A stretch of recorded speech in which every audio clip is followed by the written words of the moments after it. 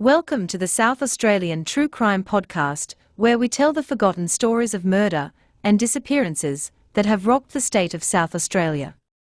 South Australia was once wrongly given the moniker of murder capital of the world by an ill-informed British documentary maker. However, South Australia certainly is home to some of the more bizarre murderers and serial killers.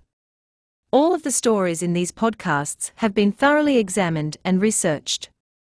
If any of the South Australian true crime stories cause any issues with you, please contact Lifeline on 13 11 14 or Beyond Blue on 1300 22 46 36. All our stories are available on iTunes, Spotify, Google Podcasts, iHeartRadio, YouTube, and on the South Australian True Crime website at southaustraliantruecrime.com.au. Please like, subscribe, leave comments and recommend these podcasts to all your friends and family.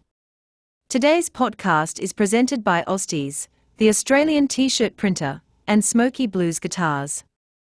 Links for these businesses can be found in the notes of this show. And now, buckle up and on with the show. Episode 15. Angels actually explode in Suburban Street at 5:20 a.m. For this story, we have to dig deep into a bit of the history of the people involved. Our first person of interest in this story is Vahey Hakopian. Born in 1979, Vahey was several times a convicted drug dealer. Believe it or not, Vahey twice got busted trying to mail drugs through Australia Post. The first time in 2001, when he attempted to send 3 kilograms of marijuana via Australia Post. The drugs were wrapped up to look like a Christmas present. For this, he received an 18-month jail term. Then in 2006, he tried again. This time he tried with just over 8 kilograms of marijuana. Vahey packaged the drugs at his Salisbury North home in 8 parcels of just over 1 kilogram each.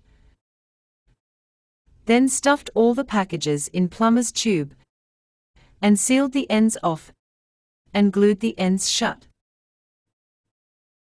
He then tried to post them to a Sydney address through the Greenwith Post Office in the Highland Village Shopping Centre, Golden Grove.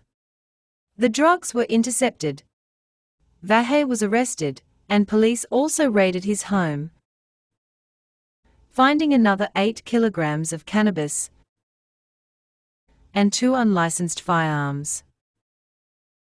This time, because it was his second similar charge, Vahey ended up with being sentenced to 4 years and 7 months, with a non-parole period of 3 years.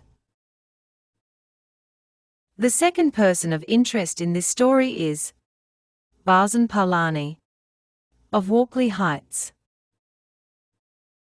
This known associate of the Hells Angels was due to face some pretty heavy drug charges in April of 2010.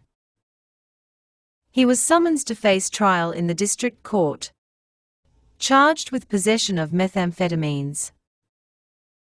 He also faced charges in the Adelaide Magistrates Court of taking part in the manufacturing of a commercial quantity of a controlled drug. These charges were laid in May of 2009, following the discovery of a Mawson Lakes amphetamines laboratory. He also faced charges of unlawful possession. We will come back to these two gentlemen in a minute or two. On the 21st of August 2009, someone fired about 80 shots from a military assault rifle at 3 houses. The first home hit was a property in Railway Terrace at Edwardstown at 4:30 a.m. About 45 minutes later, more shots from the same weapon were fired into a house in Peppermint Road in Lewiston. Then another 15 minutes later, more shots rang out, hitting a home in President Avenue, Andrews Farm. All three places were associated with the HELLS Angels. Quite a few Angels believed it was Vince Focarelli and the New Boys who were firing at their houses indiscriminately. The big problem was that even though the houses were associated with the Angels, two of the houses were lived in by families that had nothing to do with the bikie world. Things quietened down for a short while, but all knew something was brewing. On the 9th of February 2010, Vahe Hakopian hired a white Holden Commodore from the Adelaide airport. The following day, just before 5 a.m., he drove the Holden to Walkley Heights and picked up Barzan Palani. It was of the opinion that the two men were on a mission to plant a bomb and assassinate Vince Focarelli. But something went terribly wrong. The men had their homemade bomb sitting on the center console of the Holden.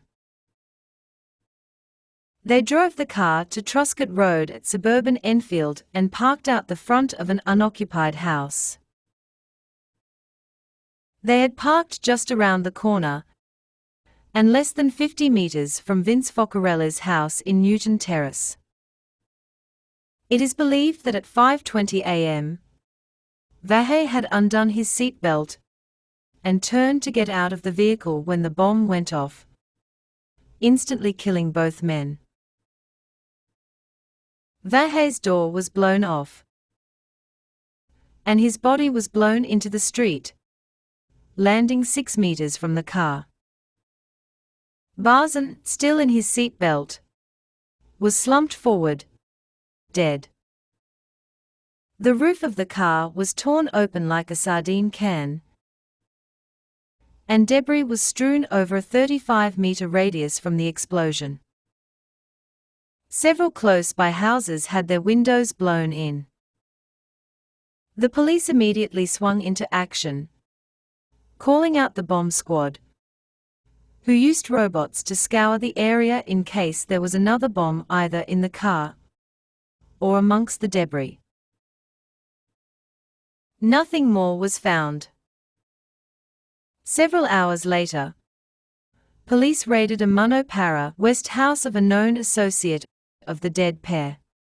They arrested and charged a man with firearms, explosives, and drug offenses after finding firearms, 17 cannabis plants, and explosives at the house. This is the end of this chapter of the ongoing bikie war of Adelaide, but this story will continue with a new chapter very soon. Thank you for listening to another South Australian true crime podcast. I hope you have subscribed, hit the like bell, commented or left a rating. We will be back with another true crime story from South Australia real soon. And don't forget to visit our sponsors, Osties and Smoky Blues Guitars. Links are in the notes below. Until we meet again, don't forget. Don't get murdered.